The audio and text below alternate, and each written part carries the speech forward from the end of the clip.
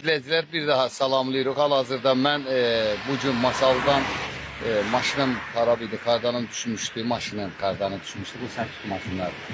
Gözlərini çox da ki. O kardan düzəldi, Yox, gəlmişdim. istəyənlərin çoxdur, ha, yalandan deyirəm. Çox Azərbaycan səni istəyir. Xırmandalıya dönmüşdüm. Xırmandalda Alça vardı, ona baxanda qaydanda gördüm. Qəhrəman atası, qəhrəmanımızın ətrafında olan çol-çosları təmizləyir, bağı hər tərəfi təmizləyir. Ancaq belə bilsən necədir? Həqiqətən reallıq budur, reallıq budur. Babana podkastda. Reallıq budur.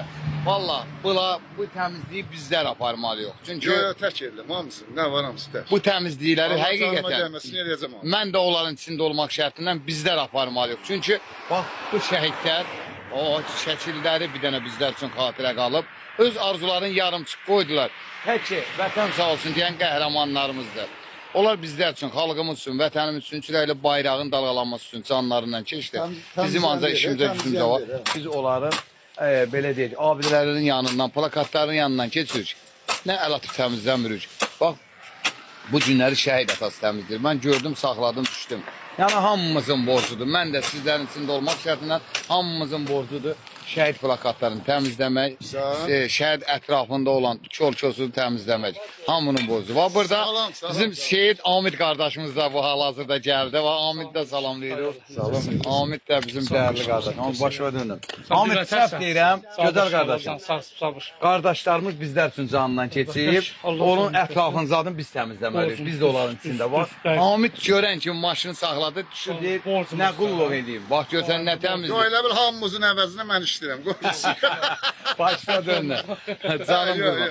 Valla təmizliyi eləyə də bilərik. Amiddən bir yerdə var. Hər bizim Allah canınıza deyir.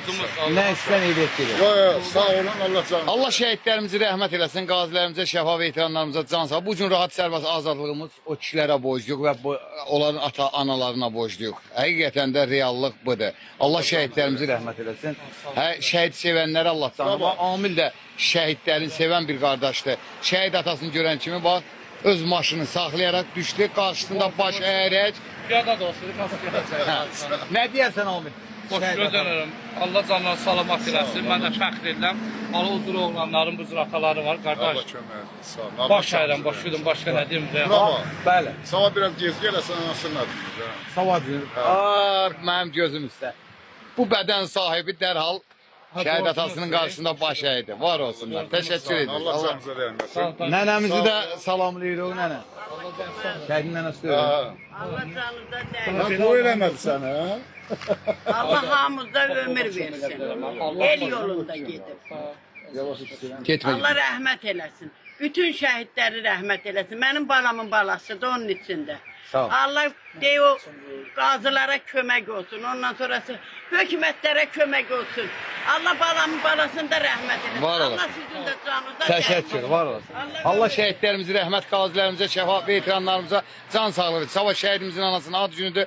Dərhal boynumuzun borcusu burada olacaq. Var Allah olasın. hamımızın canına dəyməsin. Allah elimizi obamızı saxlasın. Var olasın.